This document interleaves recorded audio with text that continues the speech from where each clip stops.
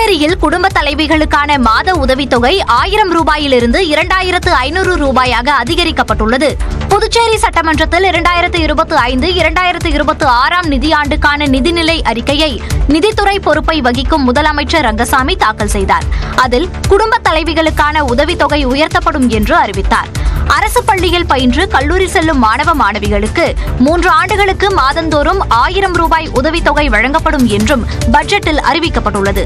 இதேபோன்று அரசு பள்ளி மாணவர்களுக்கு மதிய உணவு திட்டத்தில் வாரத்தின் அனைத்து நாட்களும் முட்டை வழங்கப்படும் என கூறப்பட்டுள்ளது. பாஜகவின் பாசிச நடவடிக்கைகளுக்கு உயிரே போனாலும் அடிபணிய மாட்டோம் என்று முதலமைச்சர் மு க ஸ்டாலின் சூளுரைத்தார்.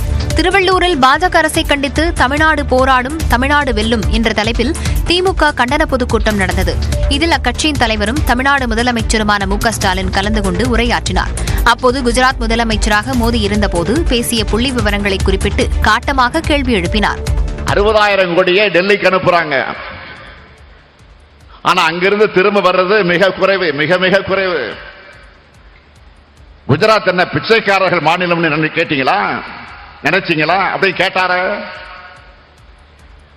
அதே கேள்வி நான் திருப்பி கேட்கிறேன். தமிழ்நாடு என்ன பிச்சைக்கார மாநிலமா?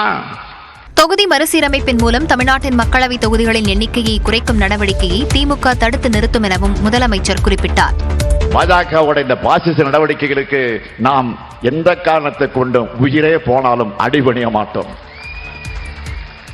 திமுகவின் போராட்ட குணத்தை பார்க்க வேண்டிய நிலைமையை உருவாக்கியிருப்பதாகவும் மு க ஸ்டாலின் தெரிவித்தார். பிரதமர் மோடி அவர்களே, உங்களுக்கு என்னுடைய வேண்டுகோள், இந்திய வளர்க்கிறதை விட இந்தியா வளர்க்க பாருங்க.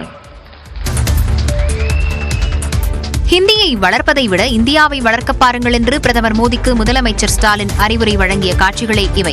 திருவள்ளூரில் மத்திய அரசை கண்டித்து நடந்த திமுக பொதுக்கூட்டத்தில் பேசிய முதல்வர் ஸ்டாலின், தேசிய கல்விக் கொள்கை என்பது உண்மையில் காவிக் கொள்கை என்று விமர்சித்தார். எத்தனை 1000 கோடி ரூபாய் செலவழித்தாலும் சமஸ்கிருதத்தை வளர்க்க முடியாது என்றும் முதலமைச்சர் குறிப்பிட்டார். மக்களால் பேசப்படாத மொழியை வளர்க்க கோடி கோடியாக கொட்டி கூப்பீங்க. உலகமெங்கும் பல நாடுகளில் அரசு அங்கீகாரத்தோடு மக்களால் பேசப்படுகிற எங்க தமிழ் மொழிக்கு ஓரவஞ்சனை செய்வீங்களா? சிறிய நாடான இலங்கை கூட மதிக்காத நிலையில்தான் மோடியின் அரசாங்கம் இருப்பதாகவும் ஸ்டாலின் விமர்சித்தார். கடந்த ஆண்டு மட்டும் 530 பேர் மீனவர்கள் கைது செய்யப்பட்டிருக்கிறாங்க. இந்த ஆண்டு இந்த 2 மாசத்துல 130 பேர் கைது செய்யப்பட்டிருக்கிறாங்க. சின்ன நாடான இலங்கை கூட உங்களை மதிக்கலையே. இதுதான் உங்களுடைய பரிதாபங்கள். மத்திய அரசுக்கு எதிராக திமுக தொடர்ந்து போராடும் எனவும் முதலமைச்சர் கூறினார். தமிழக எம்பிக்கள் அநாகரிகமானவர்கள் என்று மத்திய கல்வி அமைச்சர் தர்மேந்திர பிரதான் மக்களவையில் பேசியதற்கு அநாகரிகத்தின் அடையாளமே நீங்கள்தான் என முதலமைச்சர் மு க ஸ்டாலின் பதிலடி கொடுத்துள்ளார்.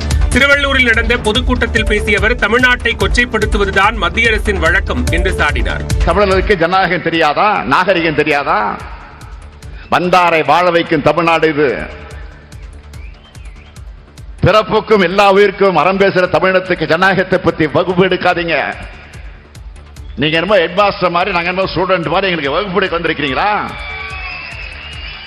ஒரே ஒரு எய்ம்ஸ் மருத்துவமனை மட்டும் அறிவித்துவிட்டு 7 ஆண்டு காலமாக அதை கட்டாமல் ஏமாற்றுவதுதான் நாகரிகமா என்றும் முதலமைச்சர் கேள்வி எழுப்பினார். ஒரே ஒரு எய்ம்ஸ் மருத்துவமனையை மட்டும் அறிவிச்சிட்டு 7 வருஷமா அதை கட்டாம ஏமாத்துறது தான் நாகரிகமா?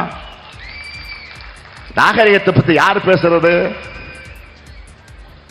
அநாகரிகத்தின் அடையாளமே நீங்க தான். அநாகரிகத்தை அராஜகமாக பயன்படுத்துறது நீங்க தான். தமிழ்நாட்டைச் சேர்ந்தவர்களை அராஜகவாதிகள் என்று சொன்ன தர்மேந்திர பிரதானை அரை மணி நேரத்தில் மன்னிப்பு கேட்க வைத்தது தமிழ்நாட்டு எம்பிக்கள் எனவும் முதலமைச்சர் குறிப்பிட்டார். டெல்லியில் தமிழ்நாட்டை அடகு வைத்தது யார் என முதலமைச்சர் மு க ஸ்டாலினுக்கு அதிமுக பொதுச் செயலாளர் எடப்பாடி பழனிசாமி வினவியுள்ளார். எக்ஸ் தளத்தில் இது தொடர்பாக பதிவிட்டுள்ள அவர், தமிழகத்தில் திமுக அரசு விளம்பர மாடல் அரசாக ஆட்சி நடத்தி கொண்டிருப்பதாக விமர்சித்துள்ளார். இந்தி திணிப்பை முதலில் கொண்டு வந்த காங்கிரஸ் கட்சியோடு திமுக கூட்டு சேர்ந்ததாக குறிப்பிட்டுள்ள எதிர்க்கட்சித் தலைவர் எடப்பாடி பழனிசாமி, PM ஸ்ரீ திட்டத்தை முதலில் வரவேற்றுவிட்டு தற்போது திமுக எதிர்ப்பு நாடகம் ஆடி வருவதாகவும் குற்றம் சாட்டியுள்ளார். நீட் என்ற சொல்லை நாட்டிற்கு அறிமுகப்படுத்தியதே திமுக காங்கிரஸ் கூட்டணிதானே எனவும் எடப்பாடி பழனிசாமி கேள்வி எழுப்பினார். எழுப்பியுள்ளார். பாஜகவுடன் கூட்டணியில் இருந்தபோதும் 7.5% இடஒதுக்கீடு, பாதுகாக்கப்பட்ட வேளாண் மண்டலம், காவிரி மேலாண்மை ஆணைய அறிவிப்பு உள்ளிட்டவற்றால் தமிழ்நாட்டை காத்த இயக்கம்தான் அதிமுக எனவும் அவர் குறிப்பிட்டுள்ளார். மத்திய அரசின் அனைத்து ஆய்வறிக்கைகளிலும் அந்த தமிழ்நாடு முன்னிலை வைக்க ஒரே காரணம் 10 ஆண்டு கால அதிமுக ஆட்சிதான் எனவும் தெரிவித்துள்ளார். ஆட்சி குறித்து தன்னுடன் நேருக்கு நேர் நின்று தனியாக விவாதிக்க முதலமைச்சர் தயாரா எனவும் எடப்பாடி பழனிசாமி கேள்வி எழுப்பியுள்ளார்.